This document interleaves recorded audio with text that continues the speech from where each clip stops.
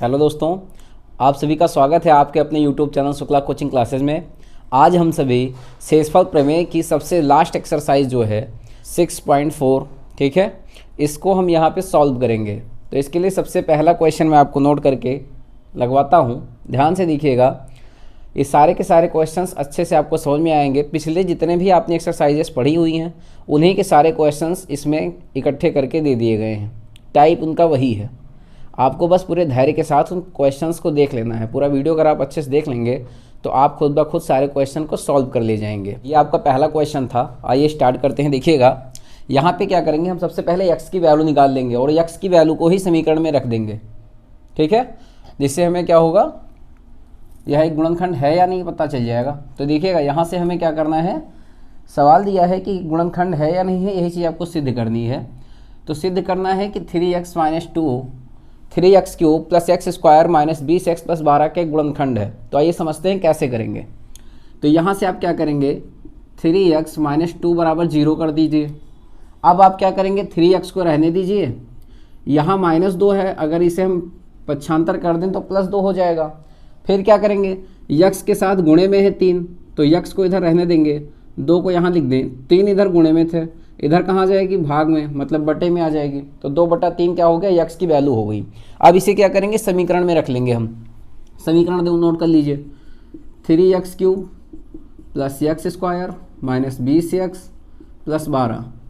यहाँ पे 3 ऐसे रहने दीजिए, x का क्यूब करना है। x की वैल्यू 2/3 प्राप्त हुई है, इसका क्यूब कर दीजिए। प्लस x का स्क्वायर करना है, 2/3 का स्क्वायर कर दीजिए। माइनस 20x करना था, x के जगह पे आप 2/3 रख दीजिए और प्लस 12 लिख दीजिए। अब इसे आप सरल करिए तो देखिएगा 3 ऐसे रह जाएगा और यहाँ पे 8/27 आ जाएगा, प्लस यहाँ पे 4/9 हो जाएगा, माइनस ये 20 दूना 40/3 हो जाएगा, प्लस 12/1 लिख लें अगर चाहें तो। अब ये 3 त्रिक का 9 मतलब कट जाएगा। तो यहाँ देखिएगा, हमें सीधा सा इसको एक लाइन और लंबा ना करके हम यही सॉल्व कर लेंगे। यहाँ पे भी 9 है, यहाँ भी 9 है। अगर यहाँ भी सारे के सारे नीचे के हर अगर समान हो जाएं, इस पद को हम ऐसे ही सॉल्व कर लेंगे। देखिएगा यहाँ क्या करेंगे, तो 3 में हम गुणा कर दें 3 से, जिससे 9 हो जाएगा। तो 3 से हम ऊपर भी गुणा कर देंगे। फिर देखिएगा यहाँ 12 है, बटे में 1 है। यहाँ अगर हम गुणे 1 9 कर दें, क्योंकि 9 ही हमें सब जगह लाना है, और ऊपर भी हम 9 से फिर गुणा कर दें, तो इससे क्या हुआ कि सभी जगह नीचे क्या है, हर सबका क्या हो गया, 9 हो गया है। तो 9 आप ऐसे उतार देंगे। अब देखिएगा 8 को ऐसे नोट कर दीजिए, प्लस लगाइए, ये वाला 4 नोट कर दीजिए, माइनस लगाइए, इन दोनों का गुणा करिए तो 4 × 12 मतलब 120 मिलेगा। किसमें, माइनस में। प्लस लगाएंगे, 12 9 108 प्राप्त हो जाएगा, बटे में 9 है ही। फिर 9 आप ऐसे उतार दीजिए और इन सबको देखिएगा जोड़ दीजिएगा। तो 8 4 12, 12 और 108 इन दोनों को जोड़िए तो 120 प्राप्त हो जाएगा। और माइनस में भी आपके पास 120 है। इससे क्या पता चल रहा है, 0/9 प्राप्त होगा। और 0 में बटे में अगर कोई संख्या आती है तो उसका मतलब 0 होता है। इससे ये पता चल गया कि जो 3x - 2 था वो 3x cube plus x square minus 20x plus 12 का क्या था, एक गुणनखंड था। यही हमको सिद्ध करना था। अब आते हैं हम अपने दूसरे सवाल पे। इस क्वेश्चन में आपको सिद्ध करना है कि x - 1 जो है वो x की पावर 20 - 1 x की पावर 21 - 1 का एक गुणनखंड है। तो क्या करेंगे, जैसे हमने यहाँ पे x की वैल्यू निकाली थी वैसे यहाँ क्या करेंगे, x की वैल्यू निकालेंगे तो x बराबर 1 प्राप्त हो जाएगा। इसी वैल्यू को इस वाले समीकरण में रखेंगे तो x की पावर 20 - 1 है। अगर x की जगह पे हम 1 की पावर 20 करें और -1 लिखें तो हम सभी जानते हैं कि 1 की पावर कितनी भी लगा दी जाए वह 1 ही प्राप्त होता है। तो 1 रहेगा, 1 में से 1 चला जाएगा तो 0 आंसर आ जाएगा। मतलब x - 1 x की पावर 20 - 1 का ये गुणनखंड है। अब बारी आती है x की पावर 21 - 1 के लिए। तो x की पावर 21 - 1 में भी x का मान 1 रख करके चेक कर लेते हैं। तो x के जगह पे 1 रख दिया, पावर 21 लगा दी, -1 कर दिया। अब देखिएगा 1 - 1 होगा तो यहाँ भी मान कितना आ जाएगा, 0 प्राप्त हो जाएगा। इससे क्या पता चल रहा है कि x - 1 x की पावर 20 - 1 और x की पावर 21 - 1 का एक गुणनखंड है। ये आपका दूसरा क्वेश्चन था। अब हम आते हैं अपने तीसरे क्वेश्चन पे। तो तीसरा क्वेश्चन आप खुद ही सॉल्व करेंगे, क्योंकि तीसरा क्वेश्चन जो है वो जस्ट पहले की ही तरह लगेगा। यहाँ पे आपको वैल्यू निकालनी होगी। क्वेश्चन दिया गया है 4x की power 4 minus ax cube plus 2x square plus 4x plus 3 का एक गुणनखंड 1 माइनस 2x है, तो a का मान ज्ञात करिए। तो 1 माइनस 2x को आप क्या करेंगे, 2x को इधर ट्रांसफर करेंगे, जिससे 1/2x की वैल्यू प्राप्त हो जाएगी। उसे आप समीकरण में रख करके सॉल्व कर देंगे, इसी तरीके से लगेगा जस्ट, तो आप उसको लगा लेंगे। हम आते हैं अपने चौथे क्वेश्चन पे। चौथा क्वेश्चन आप अपना समझिएगा।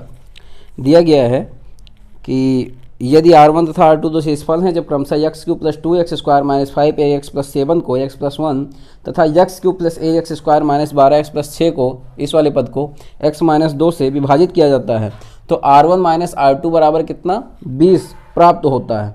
तो सिद्ध कीजिए कि a की वैल्यू कितनी आ जाएगी, 2 प्राप्त होगी। ये हमें सिद्ध करना है। तो हम क्या करेंगे, यहाँ से पहले वैल्यू निकालेंगे। x की वैल्यू अगर यहाँ से निकाल ली जाए तो कितनी प्राप्त हो जाएगी, 1 मिलेगी, वो भी माइनस में। इस -1 को क्या करेंगे, रख देंगे समीकरण में। समीकरण में -1 रखिए यहाँ पे, तो -1 की पावर क्यूब प्लस 2, यक्स का स्क्वायर करना है तो -1 का स्क्वायर करिए, -5 ax है ये, a ऐसे रहने दीजिए, x की जगह पे -1 रख देंगे, प्लस 7। अब देखिएगा -1 का अगर क्यूब करेंगे तो -1 प्राप्त होगा, फिर प्लस -1 का स्क्वायर करेंगे तो +1 प्राप्त होगा, और 2 एकम कितना हो जाएगा, 2। फिर देखिएगा माइनस माइनस का गुणा प्लस हो जाएगा, 5 एकम 5a प्लस 7।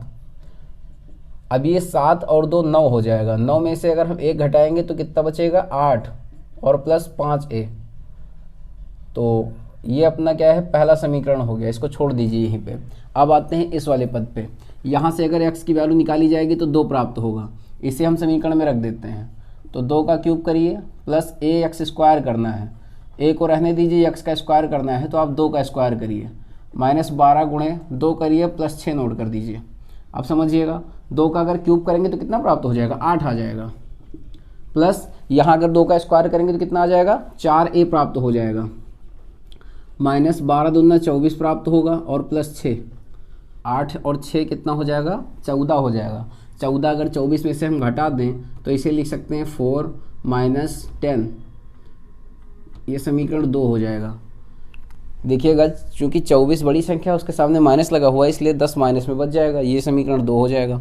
अब क्या करेंगे, R1 - R2 बराबर 20 सिद्ध करना है, तो R1 की वैल्यू आप 5a + 8 लिख दीजिए, माइनस, चूँकि बीच में माइनस लिखे, दोनों की वैल्यू क्या करेंगे, ब्रैकेट में रख लेंगे, 4a - 10 बराबर 20 कर दीजिए।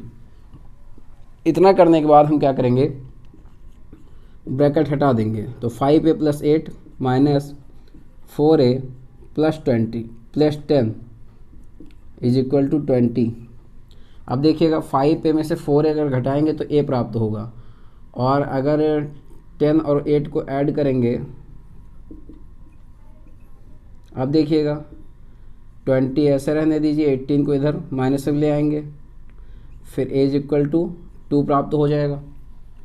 तो यही हमें सिद्ध करना था, a की वैल्यू हमको 2 लेकर आनी थी। तो अब इस क्वेश्चन को अच्छे से समझिएगा, एक बार फिर से देखिएगा क्या किए थे।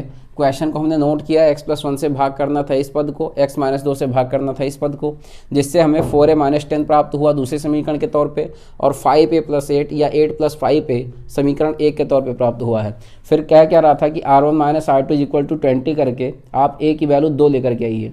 तो देखिए क्या करेंगे, R1 - R2 की जगह पे R1 की वैल्यू ये रख दी है, R2 इसको अगर माने थे तो R2 की वैल्यू ये रख देंगे। -20 में था, इसलिए जब ब्रैकेट हटाते हैं तो उनका अंदर का निशान बदल जाता है। अंदर का जब निशान बदल जाएगा तो 5a में से 4a घटेगा, a बच जाएगा, और 8 10 18 हो जाएगा। 18 को उधर ट्रांसफर करेंगे तो 20 में से 18 घटाने को कितना बचेगा, हमें 2 प्राप्त हो जाएगा।